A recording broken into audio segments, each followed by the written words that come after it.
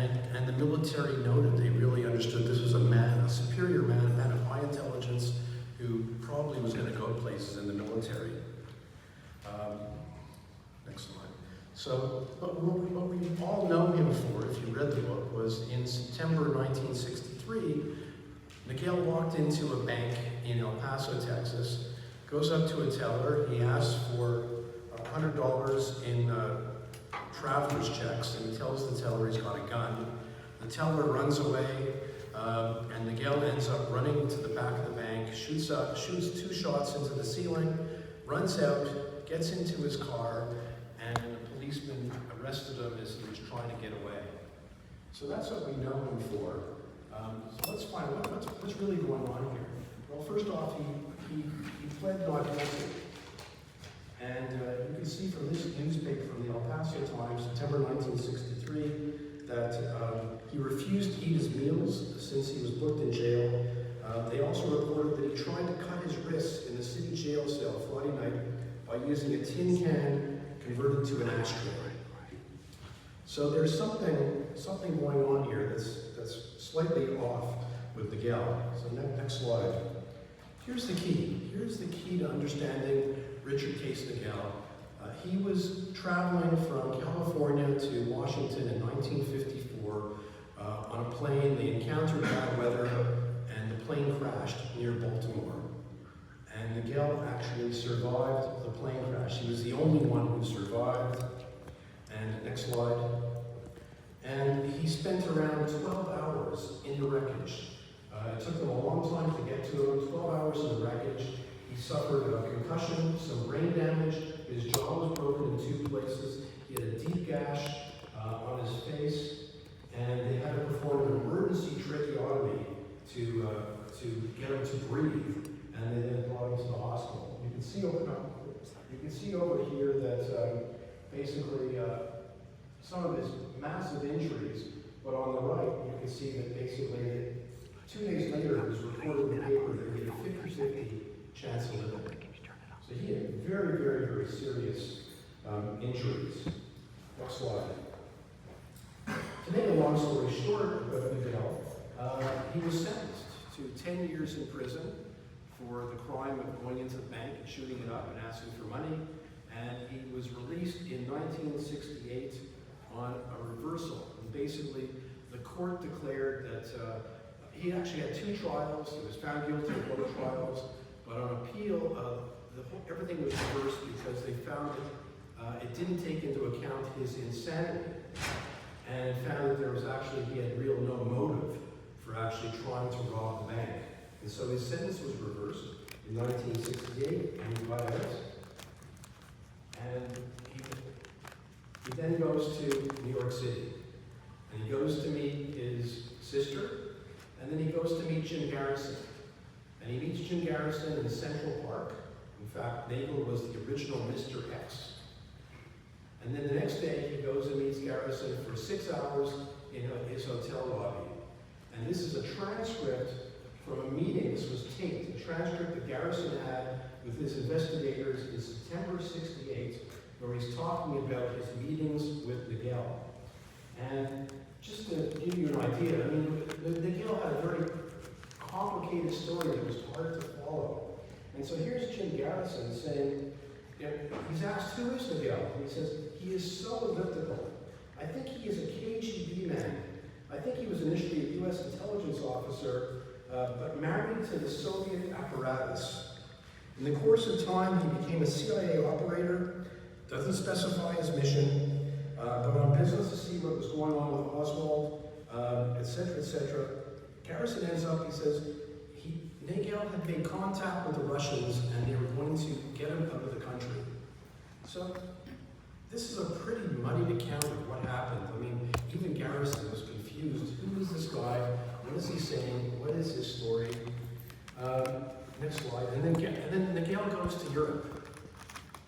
Travels to Europe, and right after that, he claimed that he was almost hit by a car driven without lights. And he felt this was an attempt by the CIA to kill him. Goes to Europe, and his first stop is Zurich. And in Zurich, where does he go? He goes to the American consulate. And the American consulate writes it up, and basically, that Nagel came in, he told this incoherent story about working for the US government on a secret mission in Geneva to meet the Japanese. And then they concluded that Nagel appears psychotic, possibly dangerous. Nagel told them he was interviewed by Garrison, who told him that his life was in danger. And therefore, Nagel wanted the consulate to inform the CIA that he was in Switzerland. So this gives you a flavor of what's going on with Nagel, and this is something that's going to be repeated many, many times in Europe as he goes to different embassies and consulates. Now, the next day, that week, Nagel gets on a train in Switzerland. He's on his way he wants to go to West Berlin. And as you know, if you want to go to West Berlin, you have to go through East Germany. And Nagel is going through at the border, he stopped and he doesn't have a transit visa. And he's arrested by the East Germans. And he's held in East Germany for around 4 months. Now, when I was writing my book, A Heritage of Nonsense, I was doing the Nagel story. And I wanted to get up-to-date information from Dick Russell. I wanted to see what was new in the story. And I looked online and I found a presentation that Dick Russell had given at the Judith Vary Baker seminar a few years ago. He was there and he told the audience that he had gotten Nagel's Stasi file. The Stasi are the secret police in East Germany, and he had gotten the Stasi file, and a bell went off my head, like, oh my God, I have to get the Stasi file. And it was very unclear as to whether Russell had the file or not. So I knew I had to get the file. My first step was to look online to see whether anybody else had gotten the Stasi file, and I found this. This is from Bild, which is the largest newspaper in Germany. And in 2017, they went and got Nagel's Stasi file.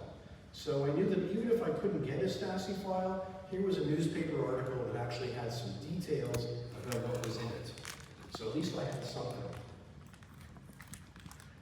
And so then what I did was I went to the, there's actually a page, a web page for the Stasi online. And of course, as you can imagine, it's in German. But of course, browsers these days will translate from German into English, translated it.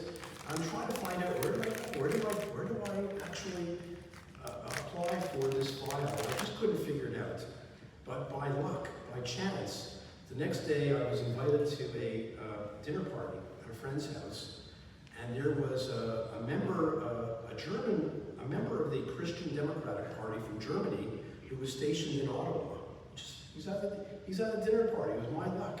So I said, you know, I'm trying to get this Stasi file. Can you help me? I don't know how to do it. And he said, I can help you. And so I sent him an email. The next day he sends me an English language webpage for the Stasi where you can apply for the application. There's an application form. And so I go and I send in the application and I wait. And of course I have no idea like how long it takes or if I'll even get it since I'm not a relative of Richard Case Nagel. And about 10 days afterwards, I finally got an acknowledgement from the German government that yes, we received your application, and here is the fee structure for retrieving the Stasi file. And guess what? If you're not a relative, you pay a lot of extra to get the file. And of course, I had no idea, like, how many pages is this? I mean, if it was 4,000 pages, and I'm paying, you know, $1.50 a page, you know, $6,000, it's not exactly what I want to spend. So, right here, anyways, what happened was that I waited, and about 6 weeks later, I got an email and said, here's a link to Nagel's Stasi file. So I clicked the link, and fortunately, it was only 280 pages. 280 pages in German. So I don't speak German, so what do? With 280 pages, well, you know, Google Translate does not accept PDF files. And so I literally, page by page, I took an image of each page, fed that into Google Translate, and it gave me an image translation of each page. I put that into one Microsoft Word document, and I'm going to post that document this week on my webpage so that the complete Stasi file and a translation will be made available for everybody free of charge.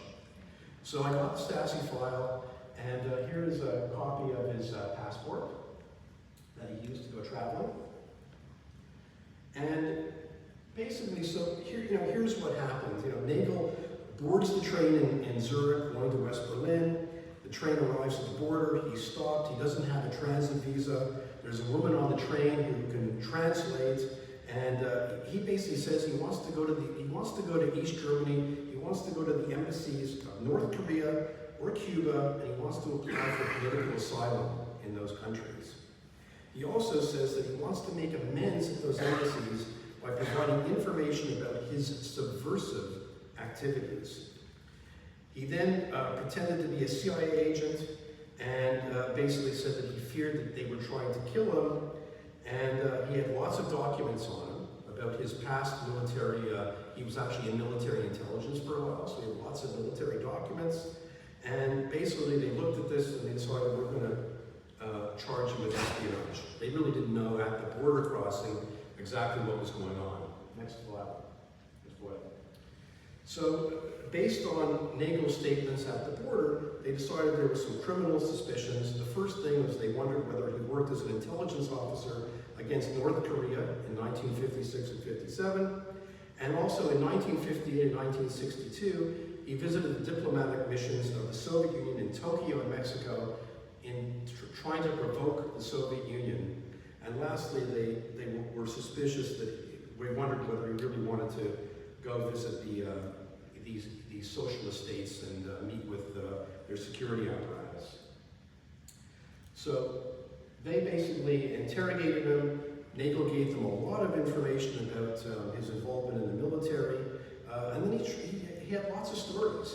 So for instance, he told them he infiltrated 40 to 50 agents into North Korea, but didn't have that much information about what happened to them. He said that the CIA wanted him to deploy to foreign countries for him. They wanted him to go to the Soviet Union. He told them that the CIA wanted to make contact with Oswald. And anyways, based on all of what he was saying, they felt that maybe that he was an intelligence agent, or that he maintained contact with American intelligence agencies, and they also felt there were no signs initially of any mental illness. But there were some suspicions. Next slide. There were some suspicions. So they really wondered, why did he want to request political asylum in a socialist country? They wondered whether he was trying to implicate that country in the assassination of JFK. They said that his affiliation with intelligence up to 1959 was proven by the documents. But everything after that, all his claims about the CIA was definitely incomplete and extremely general. And he also, by the way, he brought with him a copy of Ramparts magazine with the article by Bill Turner about the Garrison investigation. And in fact, you can see in the Stasi file, they translated 60 pages of that article into German. Anyways, what they wanted to find out from Nagel in their investigation was, should they do some propaganda to counter his visit? Should they prosecute Nagel criminally? Should they hand him over to the People's Republic of North Korea? Or should they just return him? Thank God for Nagel that they did not hand him over to North Korea. Because had they handed him over to North Korea, we would never have seen him again. Next foil. So Nagel gave a statement on June 13th, saying that he thought the CIA would assassinate him. And he basically said, I further state that my sole purpose of my visit to the East Germany was to contact the officials representing the Republic of Cuba and the Korean People's Republic in East Berlin, and that he wanted one of these nations to grant him political asylum. And so here it is, they issued an arrest warrant for Richard Case Nagel. They accused him of being a CIA employee and carrying out espionage activities against East Germany and other socialist states. Next slide. Again, this is just in City District Court, the accusations against Nagel of being an intelligence agency. Next slide. On June 15th, Nagel basically made a statement, and he said, no one needs to be notified of my detention.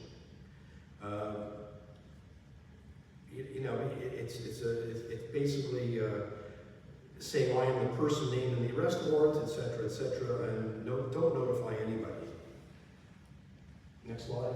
And basically, so Nagel, gave them a lot of statements about his work in counterintelligence in Asia in the 1950s. He provided lots of papers that proved what he was doing until 1958-59. But they said he only makes minor and extremely contradictory statements about the details, and he refuses to name names. Nagel told him he wanted to be a CIA agent since 1955. And then he said using his real name, he was involved in a provocation against the Soviet Union in which a military attaché was supposed to be kidnapped. And then he told him that in 1962 he tried to visit the Soviet embassy in Mexico City to defect, and then the aim was to determine how the Soviet Union treated defectors.